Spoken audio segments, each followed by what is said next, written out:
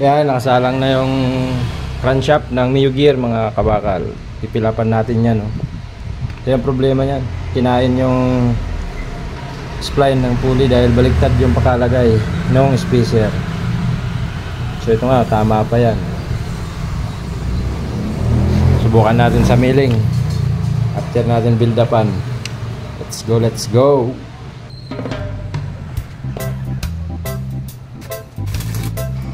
Yan, another vlog mga kabakal. Ito nga, nakita nyo, binibuild upan natin yung crankshaft kasi nga nasira na yung spline. So ito yung crankshaft ng Mio Gear na galing naman Kida Boss. Shout out Kida Boss Motor Shop.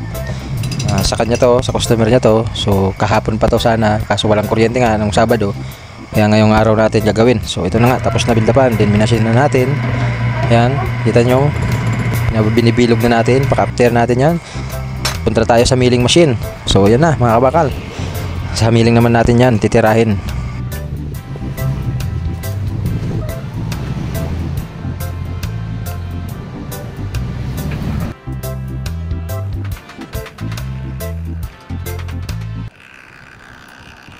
Yan, dito na tayo sa milling. Tinitira na natin ang race spline ng Mio Gear. So gamit natin carbide. So bibuild up natin is all purpose sa crankshaft para matibay at matigas, hindi lumutong.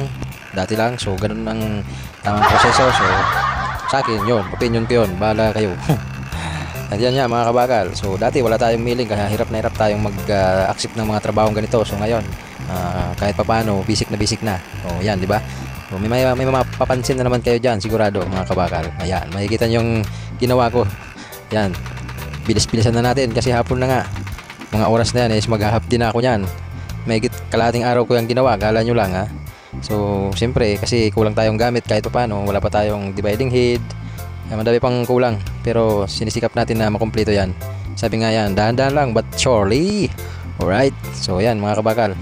Hinta mo naman, bilis-bilis ko na dyan. Iwan ko lang, hindi pa yun matapos.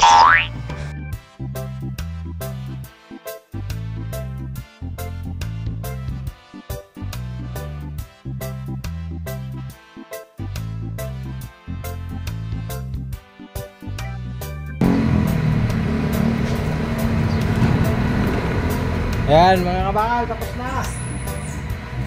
Tapos na ang race spline.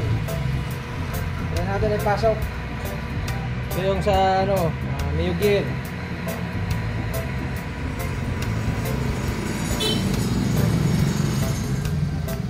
Tapos din sa wagas. Tapos din. Ayan, 0-0, walang kalog.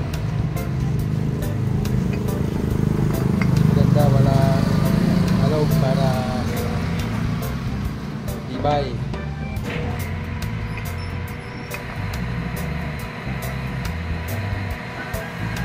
Ayan, mga magpapagawa, message lang kayo, punta na lang kayo sa shop or direct na.